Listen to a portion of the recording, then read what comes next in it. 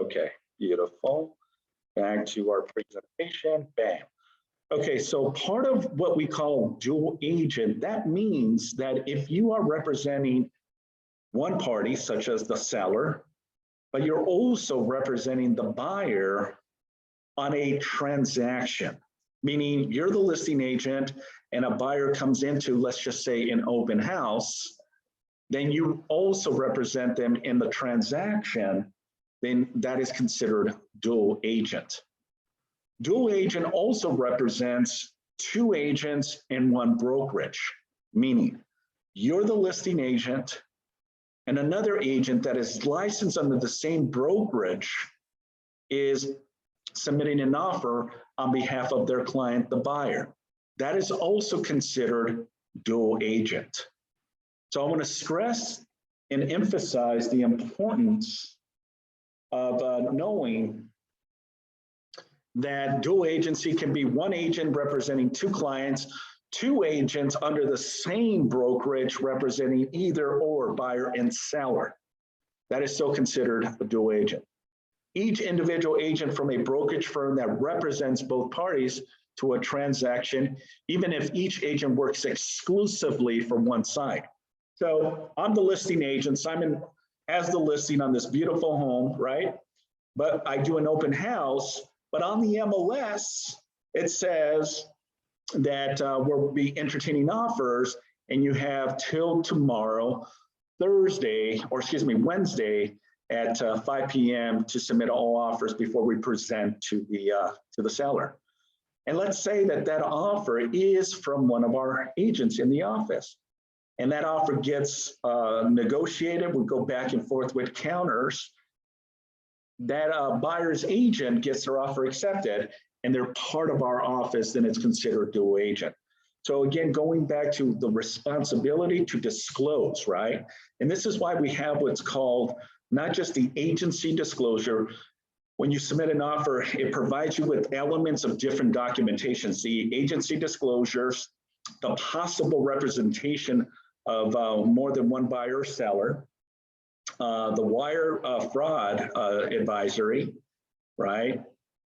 Then on top of that, is disclosing on the page of the RPA, the first page of the RPA, what brokerage, what agents, what license numbers, if they are part of a real estate brokerage or an outside brokerage. And that's where we have to disclose to the consumer, the buyer and the seller, to protect ourselves from non-disclosures that the buyer can come back or the seller can come back. Hey, you did not tell me, Simon, that you were also representing the buyer. Well, it's clear and concise, but to protect ourselves in case future litigations or even a complaint, we want to have our ducks in a row and ultimately have documentations to back ourselves up, okay? So any questions regarding dual agency? All right, well, let's go ahead and continue. To whom do agents owe fiduciary duties? Do agents owe fiduciary duties to both parties in a transaction? 100%. Neither party's interest may come before the others, okay? So here's the situation that we're seeing a lot.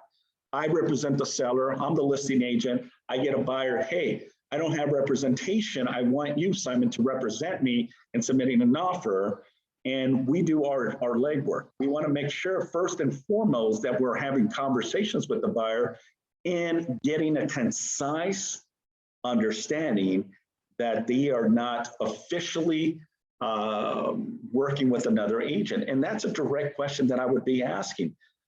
Mr. and Mrs. Buyer, are you working with an agent? Do you have any type of representation agreement signed and executed? The reason I want to do this is to protect myself and protect the buyer, because the buyer may not be aware that they signed a buyer representation agreement, and therefore they will be responsible if this deal doesn't go the way it should go. And now the agent that originally signed the documentation, they can go after commission and go after the buyer agent, or excuse me, the buyers itself. So this is the reason you need to be very specific in your approach and don't be soft on this conversation. Act in the direction of ultimately asking that specifics. Mr. Mrs. Buyer, I just want to make sure that if we're going to be working together and submitting an offer, that I'm not wasting your time, but you're not wasting my time as well. Are you working with another agent? And it's okay, yeah, I'm working with another agent. Well, tell me a little bit more. You know, do you have a signed executed buyer representation agreement in place? Or it was just a conversation, but nothing led to us, you know, really working together? Because there's two elements that I want you to understand of what the fiduciary responsibility when it comes to working with a buyer or a seller, right? And more so is when you're working as a dual agent. Now, as a broker, my number one fear is I do not like dual agency. And we are one of the states, one of the few states that allows dual agency. Guess what, ladies and gentlemen, there's a lot of real estate companies outside of California, states and South, that do not allow dual agent. They do not allow them to represent both parties because it may be a conflict of interest, How can you really position yourself to be working with a buyer and also a seller and not divulge information? It's a very tight, fragile, sensitive, it's like walking on eggshells sometimes because you can cross information without really thinking. Then the buyer or the seller will say to you, well, Simon, are you really taking care of my best interest? And it's a very fine rope to be able to navigate this, guys, when you are representing both parties. Now, is it possible to do so? The answer is yeah, you could. But it really takes a very knowledgeable person to know when not to cross that line.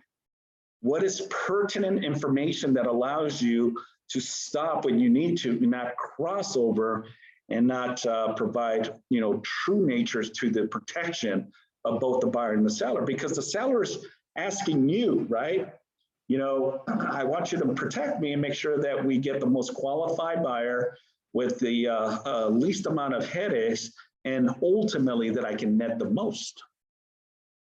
But at the same time, if you're representing a buyer, how can you also be doing that in a conversational aspect because you know information about, you know, the seller? So it's a very fine line, and you've got to be very, very, very careful in how you navigate that. Now, most agents feel comfortable doing and working as a dual agent, and all agents just rather toss it to someone else and let them deal with it. I just want to take care of my sellers, and that's it. We have another agent that will represent the buyer, but you can also get a referral out of it. But I do not want to be involved in that. I want to have at least an arm's length, you know, when it comes to that buyer. I'll have one of my other agents in the office facilitate the buyer, and that's fine. That eliminates a lot of stressful positions, because at the end, if the deal falls apart, you know, as a dual agent, it can be a very, very stressful environment to be in if you don't know how to navigate that. And most transactions do close successfully with no problems, no hesitations, but you got to also understand you cannot divulge information from one to the other, okay? So neither party's interest may come before the other, right? You know, you cannot side from one. You got to be very neutral, folks, very neutral. Even though you have the information, you cannot divulge that information to the other party, because now you're breaking trust. And if either buyer or seller feels compelled that their trust issue has been broken, most likely they're not going to trust you. And when they don't trust you, that's when it can ultimately collapse on you, and you may have a listing that falls apart, an escrow that falls apart, and they pull the plug on you because, again, you did not take care of each party's best interest. So I want to make sure that you understand, if you're going to be representing, I get the view and the purpose, right? The purpose of going after dual agency, because it's more money in your pocket, right? You represent the seller, but you also represent the buyer. That's 2 commissions. That's double production. So a lot of agents go in that perspective, because they see the money. But don't go at it because of the money, go after it because you know how to navigate that and ultimately succeed. But at the end, make sure that all the elements that this was navigated, that it's the seller's discretion and decision that they obtain that offer from you. And obviously you're going to disclose that, because I know there's going to be a lot of agents, right? Especially if you send out multiple offers, right? You got 5, 10 offers on the table, 5, 10 offers, but you ended up getting your buyer into escrow, and you also represent the seller. The deal closes, the MLS shows listing agent Simon, buyer's cooperating agent Simon. And they're going to say, well, wait a minute, this was an inside job. And our offer was $800,000, where this offer closed at $795. And that's where you're going to see issues come along, where the agent is going to call the listing agent, hey, Simon, I just noticed that you closed at $795. You got to have a position to articulate your role and your position of why this offer was a lot less. Knowing how to have that game plan ready in place. And does it happen where a deal closes at a lot less? There's many variables, guys, many situations that happen. And one of them is, yeah, they offered $850, but after doing their inspections, the house needs a lot of repairs. Both the buyer and the seller agreed to a price reduction of $60,000. And this is where we stand at, $695 as an example. So you got to know how to protect yourself in case that comes up, because I'm telling you, agents are fishing. File complaints on you. Do the right thing all the time. When agents from when agents from the same brokerage are both sides of the transaction, each agent owes both buyer and seller equal fiduciary duties, regardless of which party they actually work with. Equal is the key word, folks. There has to be equal opportunities for both. One cannot take advantage of the other, okay? You got to lay it out evenly, and you got to lay it out efficiently, because you don't want this to come back and bite you in the rear. Does that make sense? I hope what I'm saying is clear, concise on what the fiduciary duties and the fiduciary responsibility that you uphold when working with both buyers, sellers, okay? Now, if there's another agent that works in the same brokerage, they deal with the buyer, then yeah, even though it's dual agent, but you have that arm's length because they have representation. You're not divulging that information. Maybe you're having conversations with the agent, but you're not necessarily divulging information because you're not representing that buyer as well. So I caution you to make sure that if you are going to be a dual agent, that you have a neutral and equal responsibility when dealing with it. This is where a lot of agents get in trouble. And if they find you guilty, then you're going to be sanctioned. There may be fines, there may be violations. It may get escalated also, ladies and gentlemen, to a potential complaint with the DRE. Remember, the Department of Real Estate is not your friend. Yes, they provide us with our real estate license, but at the end of the day, they're there to find dirt on you. And if they can find dirt on you, guess what? They're going to restrict, revoke, or cancel out your license. No difference in a driver's license, right? Driving a vehicle is not a duty, it's not an obligation, right? But if you do something that alters that, you get too many traffic tickets, speeding violations, DUI as an example, you can ultimately lose that privilege to drive. Well, it's the same with your real estate license. Do the right thing, never take shortcuts, ask a lot of questions, and bring it to your broker's attention or team leader's attention to guide you if you do not know 100% what direction to go. Okay, I hope that was some insights to it.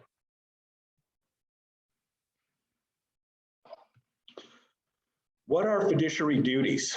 Common law duties that an agent owes to his or her principal, meaning principal relates to buyer, seller, investor, or even a developer, someone that's going to do mass development in a section, right? 100 homes on this 5 acres. Any and all of those that I just spoke with, you have to understand the common laws and duties and responsibility when it comes to fiduciary responsibilities. More expensive than the statutory duties that agents owe to their clients. Requires the highest good faith, undivided service, and loyalty. 100%. Your job is the customer experience, right? Do you want to be the Walmart of real estate, or do you want to be the Nordstrom's or Saks Fifth Avenue, right? High customer related experience, right? When you walk into these retail stores. Well, that goes the same with your real estate. Are you that 5-star concierge real estate agent, or are you the 1-star that doesn't care? Well, again, look at the pros and cons with that as well. May require an agent to discover and disclose previously unknown material facts to consult or counsel and advise a client regarding the implications of certain disclosures. Okay, that was a court case, Field versus Century 21. Okay, where the agent was aware of known material facts and did not divulge that information to the buyer, who also was represented by the same agent. And ultimately the deal closed, and now the buyer was exposed to things that was never disclosed to the buyer, that the listing agent knew about and did not say anything. That goes back to your fiduciary responsibilities, ladies and gentlemen, okay? What other agent duties may apply? Statutory duties to non-clients and clients alike. Conduct a reasonable, competent, and diligent visual inspection of accessible areas of the property. We were talking last week about, the AVIT, right? Agent visual inspections, the importance of these AVITs, right? Understanding the elements when you do a visual inspection, right? A visual inspection of a property. You walk the property, you see cracks on the walls, cracks on the floors, lights that are not working, stains. All that should be part of your due diligence, ladies and gentlemen, and writing that and documenting all that. Because remember, at the end of the day, the deal closes, you're not going to remember 6 to a year later, because that's usually what happens. You'll find out about an issue 6 months down the line that, oh, by the way, this issue came up, and now the buyer, who is the homeowner, now is putting fingers and trying to blame everyone because this was something that possibly seller was aware of and did not disclose. And on that flip side as well, ladies and gentlemen, you've got to also understand that if you are representing the seller, your job, your responsibility is to educate the client and explain to them, at the end of the day, Mr. and Mrs. Seller, my goal is to make sure that we minimize the opportunity of a lawsuit in the future. And one of the biggest challenges we have is non-disclosures, where the buyer feels and compels that seller was aware of it and we never disclose. And I would say to the seller, look, anything and everything that relates to the property that we can provide as evidence of disclosure, it's best to disclose. Meaning disclose everything is best. You can sleep better at night than try to wishy-wash this, meaning, well, I don't think this happened many, many, many years. If it's substantial enough for them to remember about it, disclose it. I'd rather be in the position of divulging all the information than allowing that buyer to come back and say, well, Simon, well, seller, you failed to disclose this. You were aware of it. I don't care how small it is or how big it is. You should have disclosed that to me. Maybe to the seller, it was something, well, it's not a big deal. I'll give you a prime example. Many, many years ago, one of our agents represented a client that had a 1 acre property, and he used his backyard because his backyard back to the hill. So he didn't really have any houses behind him. He just had an open field and then ultimately a hill. And way on the very top, that's where the house was. So he would use his backyard as a place to play golf and use it as a range. So if the agent would never disclose that, right, then we would have known that there was thousands of golf balls because the seller lived in the residence since the home was built, and it was probably 25 years. So in that 25 years, give or take, the homeowner has been playing golf in the back, practicing his long range, and there's thousands of golf balls. And when the agent brought it to my attention, I says, well, tell me a little bit more. Well, I asked, part of the transfer disclosure and part of the seller's questionnaire, tell me anything and everything regarding the property, internal and external, meaning inside the property, outside the property, or anything within the property lines. And he didn't think it was a big deal. Yeah, what the seller did say that he played golf and, there's probably thousands of golf balls. And when he brought it to my attention, I says, well, I think that's a compelling position, right?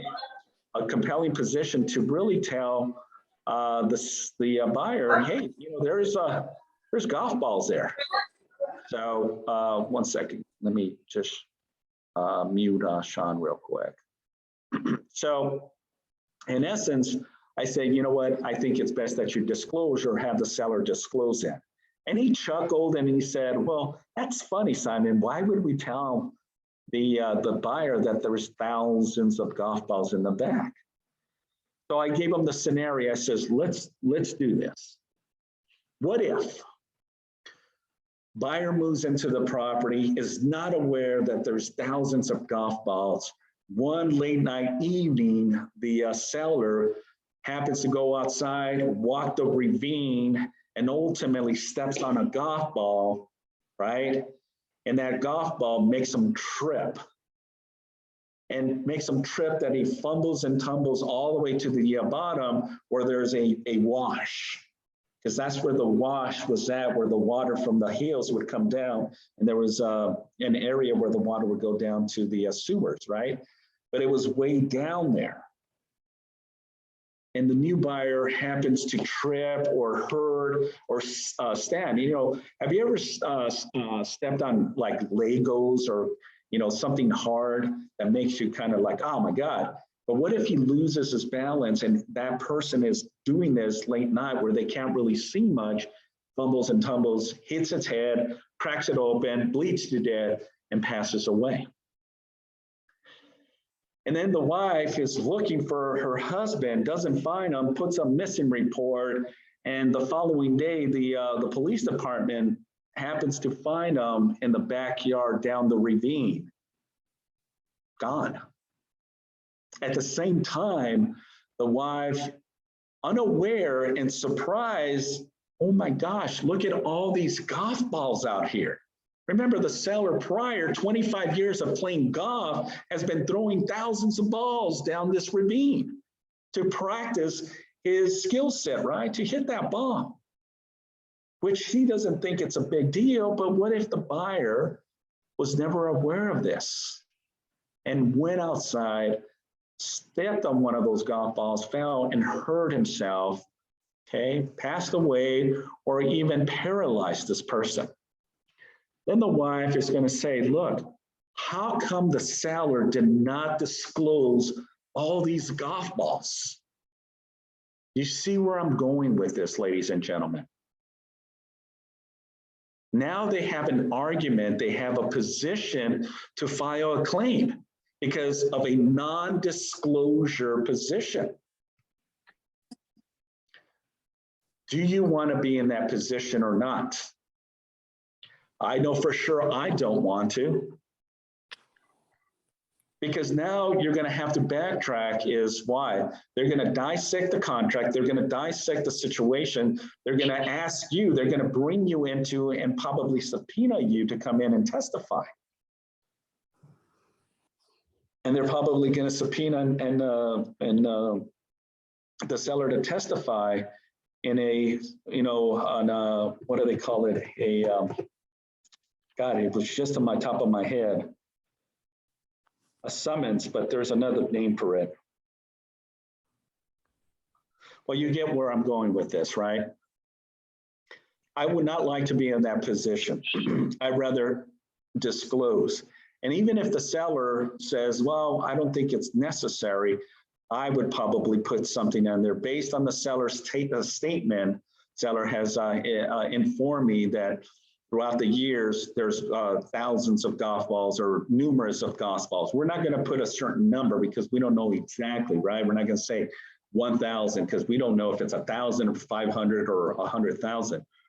We're just going to say, seller disclosed to us that throughout the years he played golf and hitting the golf balls in the bag. We don't know the number of golf balls, but there's something. There is our protection, ladies and gentlemen. There is the protection to the seller, because we have disclosed that. So when the buyer does hurt themselves and now wants to sue the seller and the listing firm and maybe possibly the agent for incompetent and not being a fiduciary responsible agent, we can go back to our file and says, no, I disagree with you. We did disclose this. Maybe it did not come from the seller, but the agent did provide that language that was related to from the seller. And there you go. Then that alleviates you from being entangled in a potential lawsuit. I'm just telling you, personal experience and dealing with so many different elements of this, we don't want to be in that hole. We don't want to be in that predicament. Does that all make sense? Does that resonate with you? And I hope it does. The little things or the big things. There's another scenario of your agent duties and your responsibility as to ask questions. You got to be sometimes like a detective. I hate to say it. Ask a lot of questions. Remember, you've probably seen a lot of detective shows, right? They put them into this small room. There's a camera, there's audio. There's probably even a window that you can't see. It looks like a mirror, but someone on the other side is looking at you to see your characteristics, your demeanor, and your body as well, right? But also they're recording all this as a detective is interrogating you, right? They're asking a lot of questions because they want to get to the bottom of, what the crime or what the situation is. Well, guess what, ladies and gentlemen? I'm not saying you have to be a detective, but you got to be very diligent and ask a lot of questions. Here's another scenario that happened, was about pets being buried in the backyard. I'll be the first to admit, growing up, I grew up with dogs. And, my parents' backyard is full of unfortunate doggies, that throughout the years as a kid, I didn't know any better. Parents didn't know any better, and unfortunately we would have little burials in the back. It was a pet cemetery. If my parents were to sell their property, guess what? I would probably disclose, I don't remember the year, but, I was just a teenager. Young kid, and, there is unfortunately burial in the backyard, for what it is, but I would probably disclose that. Why? Well, because there's a lot of people that are very superstitious, right? There was even a movie made about Pet Sematary, right? Do you guys remember? Stephen King as an example, mid-90s. I'd rather disclose that up front.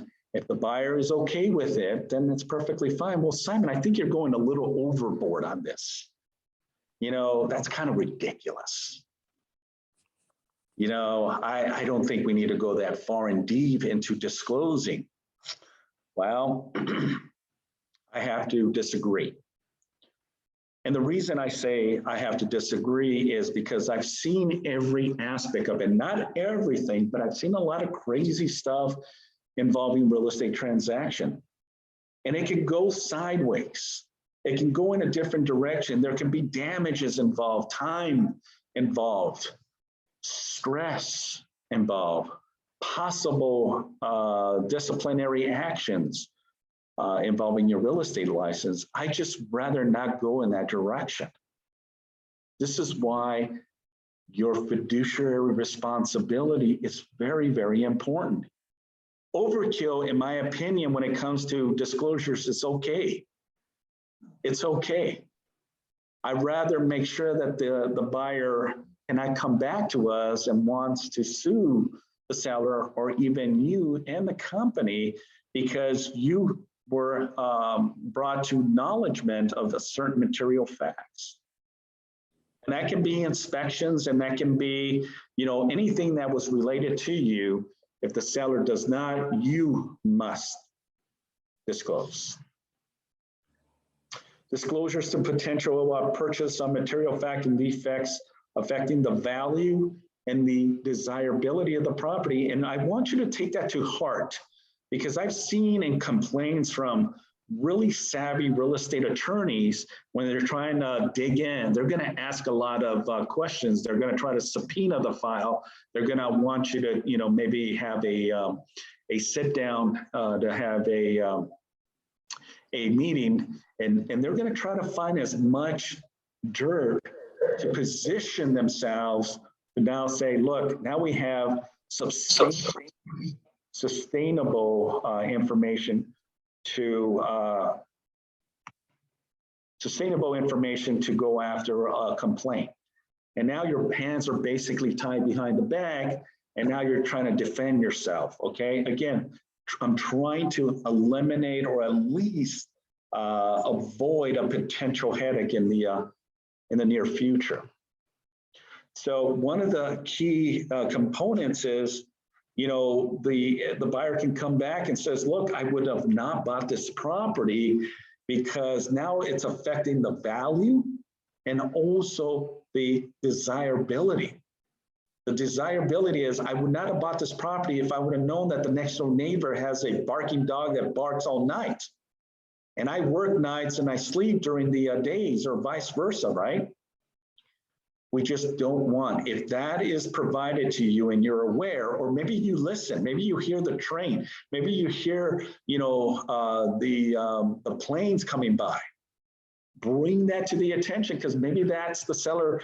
They've been there for a long time. It's already non-registered with them, right? Oh, shoot, yeah, you're right. The planes come right through this. This is their path before they land in LAX. And because throughout the years, right, it's something that they have already kind of, what's the word? Avoided, I guess is the word. They don't hear it anymore. They know it's there, but it doesn't bother them. But a new buyer may see that as like, I would have never bought this if I knew that the planes, these big 747s are coming, you know, 3,000 just below my house. I wouldn't have bought this place.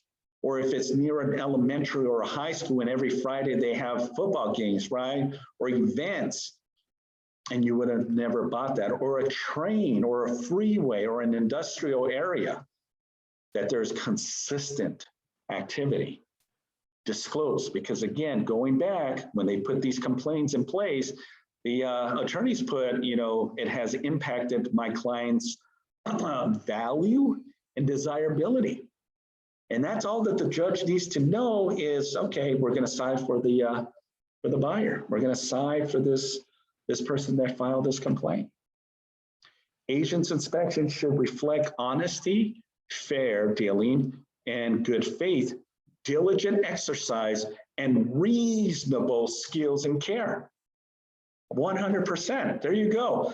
Take a snapshot of this, take a photo of this, and understand affecting the value, the desirability, and also our job.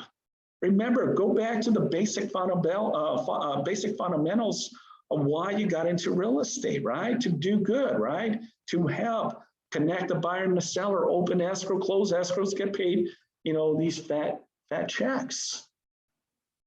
But your job is also to inspect and reflect and be honest and fair dealing and in good faith, and ultimately be very diligent in exercising your position in the skills and care. What does that mean? What does that entail, right? Well, you're never going to burn anyone. You're going to do fair dealings, right? If you know that the seller wants to sell the property, your job is to do your reasonable, competent, diligent, comparable market analysis, right?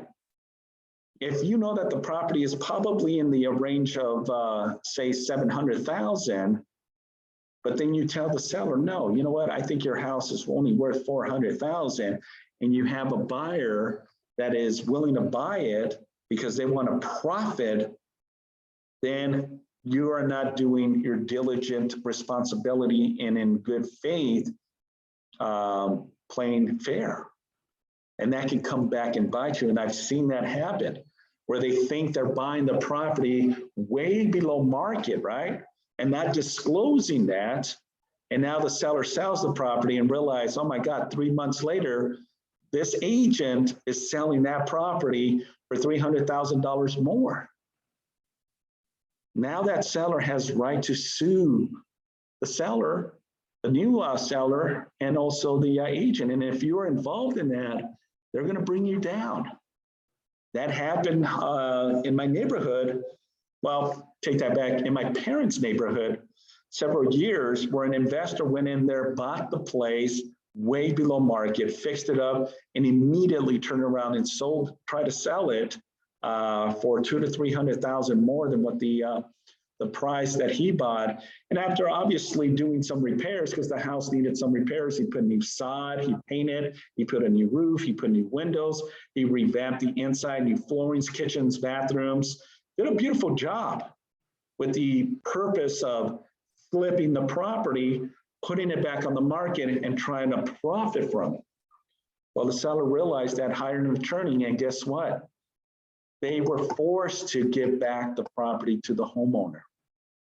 I don't know all the details, but I realized, oh my God, the same homeowner is back in with a brand new home. So the seller won on this because the investor did all this work with the purpose of it, selling it and making a profit. The buyer, excuse me, the seller ultimately hired an attorney and was able to take possession, and the court system found on the agent or the investor guilty of it. So again, be diligent in your practice. And it's very easy to fall into the dark side, ladies and gentlemen. I want you to understand in your fair dealings, okay? Do the right thing. And even if the house is in bad shape, right? Well, Simon, what if the house does need $200,000 to $300,000 of repair? I get it. I understand. Then disclose that and let the seller know that what you're doing, right? Let's say you get into the motions to start buying investment properties. I'll be the first, I've done it. But I'm going to disclose that and I'm going to put it on the contract. Mr. or Mrs. Seller, please understand that I'm buying this property below market value with the intention of rehabbing the property, with ultimately putting it back on the market, and ultimately selling it for a profit. I'm going to disclose that. I'm going to tell the seller that's my intention, and I'm going to put it in document, and I'm going to have the seller sign off on it, because I do not want the seller to come back and say, well, that's not what the agent stated to me. If your intent is to profit on any property, the best approach is to disclose. That's it. That saves you, because again, if they want to sue in the future, you can always bring up the paper, Mr. or Mrs. Judge. The seller at the time acknowledged and approved my intentions with this property. It's right here in black and white. I instructed and I told the seller that I was buying this property below market value. And then my intentions was to flip this property, rehab it, completely gut it out and rehab it, put it back on the market for the initial to make a profit. And I'm going to put that in the forms. Because at the end, the seller cannot come back and says, well, I did not know. Oh, yes, you did. You signed off on it. Here's the date that you signed off on it. And you were very aware because I told you, and then we have the documentation to back it up. Okay, it's little things like that, ladies and gentlemen, that can go a long way. Disclosures, disclosures, disclosures, right? Just like the golf scenario, just like the pet cemetery scenario. If the seller is aware, right, that, hey, Simon, I'm just disclosing this. I don't think we need to disclose that, but I'm just disclosing it to you that when it rains heavily, and you know we live in Southern California, we hardly get any rain. I think we're going to be okay. But there is a leak on the southern part of the house. Usually we'll see moisture or you know, wet ceiling. But I went there and painted over so it looks like nothing is wrong. And you know, we live again in California where it's rare that we get any rains. You know, a year from now, you know, it'll be something that is, you know, wear and tear on the property. Well, no. If it was divulged to you that there is an issue, your job and your responsibility to tell the seller is, look, it is best that we disclose that.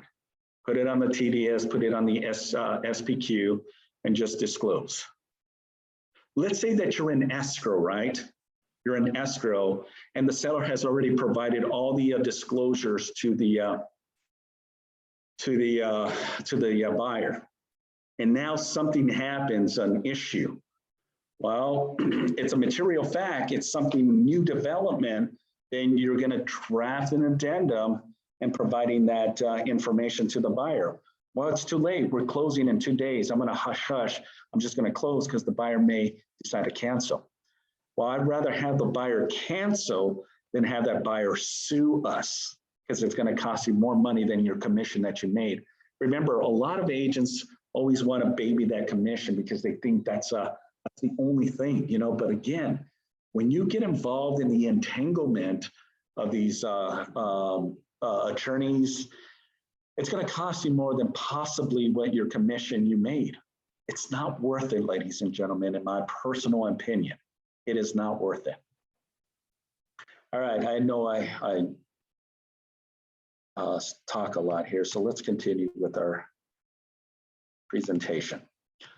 When clients' interests potentially diverge, no clear and easy answer. Discuss with the broker or office manager or discuss with the legal counsel 100%. When there's something that arises that you're not very clear, okay, you're not very clear, then the number one direction is talk to your broker, talk to your team leader, or talk to the legal department, okay? All of your offices should have a legal team that you can either reach out to the broker that will relay that information to the attorney, or they have where you can call the attorney at any given time. Remember, you're under the umbrella of Keller Williams, and our number one goal is to protect you and your license. But we're not going to protect you if you're doing anything shady, anything of fraudulent, or trying to take any shortcuts.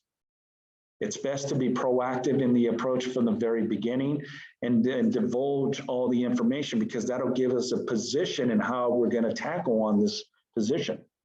Because when we hear non-disclosure and now they're trying to blame someone, be very careful. Be very, very, very careful.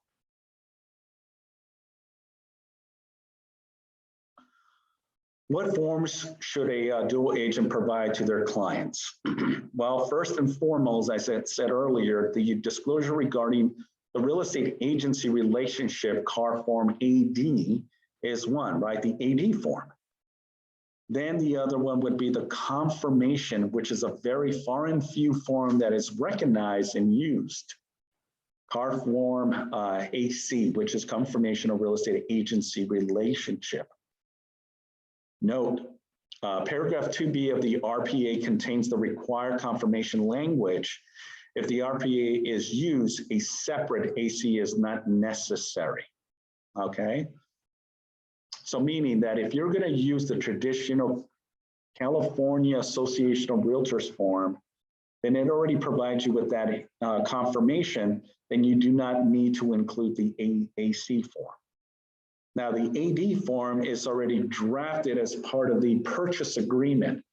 When you prepare a purchase agreement, it automatically includes the agency disclosure, which is, again, you know, when representing. Also is the possible representation agreement. Describes the differences of type of agency relationships possible in a transaction and their associate duties. If no dual agency, listing agent provides an AD to the seller. Buyer agent provides an AD to the buyer. Buyer's agent also provides an AD to the seller through 1231-18 obligations of termination. Okay. In a dual agency, the agent simply provides the AD form to each party. AD form states that the dual agent may not, without express consent, disclose to the buyer that the seller would accept a lower price, or to the seller that the buyer would pay more. Okay, now this information has completely changed, but it says that on the beginning of 2019, a dual agent will not disclose confidential information regarding financial position, motivation, bargaining position, or personal that may impact their price. Here's an example of the AC form, the confirmation of real estate agency relationship. States the agency relationship presents a specific transaction, may be signed by the buyer and seller separately or on a single form, may be included in the RPA or on a separate form. Why provide an AD and an AC form?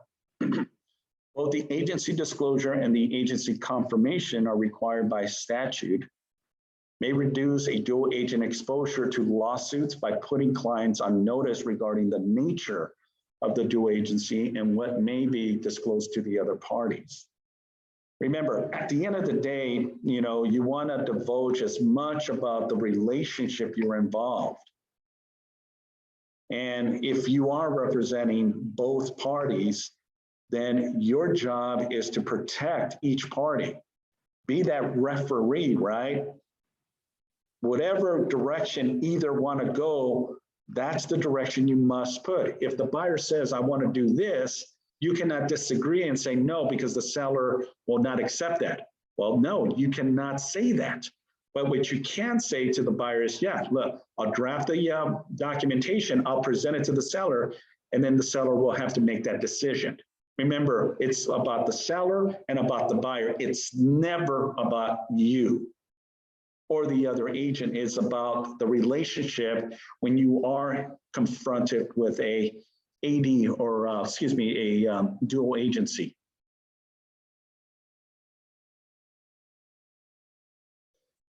Obviously, through the California Association of Realtors, there's a quick guide on dual agency disclosure guide. So let me just share with you real quick. Let me see here. Your position on how all this works. Okay, you go into your California Association of Realtors under your ZIP transactions, right? Okay, so log me out. Let's see if I can log back in. Validating my membership. Click on that.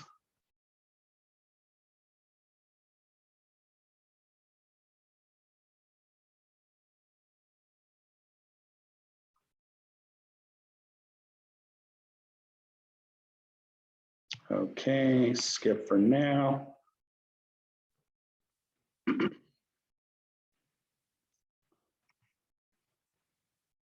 All right, so this is your dashboard as an example, right? This is your dashboard that will tell you exactly all of your transactions, everything that you're involved. Can you all see my my ZIP forms? Is that a yes? Yes. Thank you. Okay, so here, when you go through your library, right, let's just say we put in, oops, not the RIPA, but the RP.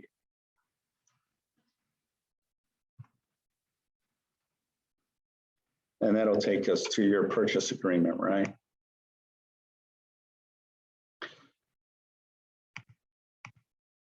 Here, it takes us to, your form, right? So this is the form that they're telling us. It's the regarding the relationship, the AD form. Okay, this is the form that anytime you're having any type of real estate conversation, you're supposed to slap that to the buyer. Even though they're not going to work with you, you still must provide this form to a consumer. It's funny, but that's what the nature of this form is. Now, common practice, right? Common practice, that's not the case. Usually we don't get into this until they're ready to submit an offer. Maybe we had a consulting appointment, they had the buyer representation agreement signed, then we go into having this signed. That's traditionally how we do it. But what it says also, the law says that that this form must be presented on a practical time frame to the consumer, the buyer or the seller. That you must provide this agency disclosure, because if you do not provide this, to a seller or to a buyer, and now you're harping or trying to fight for a commission, and the buyer or the seller says, well, I never signed the relationship. Guess what? You're probably not entitled to a commission. You can go through all the motions of everything, and if you never provided this to the seller, you may be unfortunately lose the potential of getting a commission.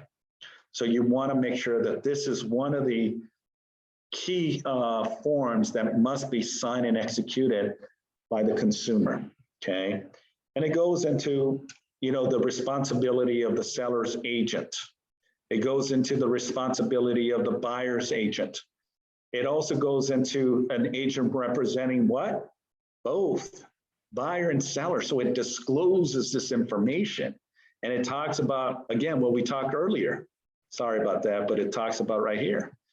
A fiduciary duty of utmost care, integrity, honest, and loyalty in the dealing with either the seller or the buyer. Other duties to the seller and the buyer as stated above in their respective sections in representing both buyer and seller.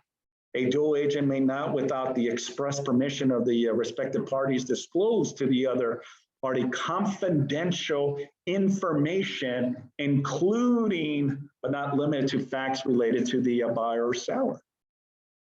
So think about that, okay? It's well disclosed here. The other thing that it also pertains is obviously the fair housing, that we will not discriminate. And it goes into the rules and regulations based on race, color, national origins, religions, and all these other stuff. Then also part of the new requirement is obviously what we call the possible representation of more than one buyer or seller disclosure, meaning that, hey, buyer, be aware that, yes, I'm a licensed real estate agent, but I might also be representing another buyer that is also interested in submitting an offer on the same property that I have a listing on. Okay, and that's what it says. Multiple sellers may have listings on many properties at the same time. As a result, broker will attempt to find buyers for each of these listing properties. So we're disclosing both buyer and also seller. Mr. and Mrs. Seller, be advised. Yes, I have your listing, but I'm also trying to get all of the listings in the same neighborhood. We're disclosing that, and ultimately is what we call material fact. We're disclosing that to the consumer, the principals involved. Then it goes into dual agency, guys, right here. If seller is represented by broker, seller acknowledges that the broker may represent prospective buyers of seller's property and consists of broker acting as a dual agent for both seller and buyer. Offers that necessarily are confidential. Buyer is advised that the seller or the listing agent may disclose the existing terms or condition of buyer's offer unless all parties on their agents have signed a written confidential agreement. meaning that if they do not want us to divulge that information, we're going to have a signed written confidential agreement, which is part of your forms. Just type in confidential and it'll populate the agreement that if a buyer or seller does not want you to divulge this to anyone else, then we have to honor that. Okay. Then obviously the wire fraud advisory, and then it goes into the purchase agreement. But here's what we call, remember that form, the AC form, right? The AC form is the agency confirmation. And this is where it comes into the confirmation. The following agency, this tells both the buyer and the seller, hey, Mr. and Mrs. Buyer, hey, Mr. and Mrs. Seller, this is the form that acknowledges and discloses our position that, hey, I'm with Keller Williams, hey, I'm with RE/MAX, and I represent the buyer or I represent the seller, or guess what? If I represent both on a dual agency, and here's the disclosure. Bam. That protects us from any potential liability in the near future. So I want you to be crystal clear in our position that there's a lot of language in here that already provides us with the avenue to protect you, your sellers, your buyers. Okay. Any questions? Any thoughts? All right. Well, I hope that this information was of value. Again, if you have any questions, please do not hesitate, reach out to me. I know there's a lot and we try to cramp everything within an hour, but again, I just want you to understand the position as a agent representing multiple clients, right? And more so a dual agent, okay? So I have a question. Yes. Can we locate this recording somewhere by chance? Can we what again? I'm sorry, can we locate this recording, the session that you just had with us? Can I find this somewhere? Like, I'm just curious as to where I can find this recording at for today. Oh, the recording. Yes, yes. It'll be in our YouTube channel. So send me an email. Let me put it in the chat. So it's Simon Casares at kw.com. Send me an email and then I'll have one of the girls send you the video. Give it about 20 to 48 hours and then they'll upload it into the YouTube channel, but then it'll be phrased as the topic of today. And then I'll I'll have the girls send you the recording. Okay? Okay, thank you. Cool. Anyone else? All right. Sounds good, team. Well, I want to, again, thank you for being on this call and really appreciate you all. Go out there and crush it. Make a commitment and stay diligent and always use common sense, all right? I will see you on our next contract class. Take care for now. Thanks, Simon. Have a good day. Thank you, Richard. You as well, my friend.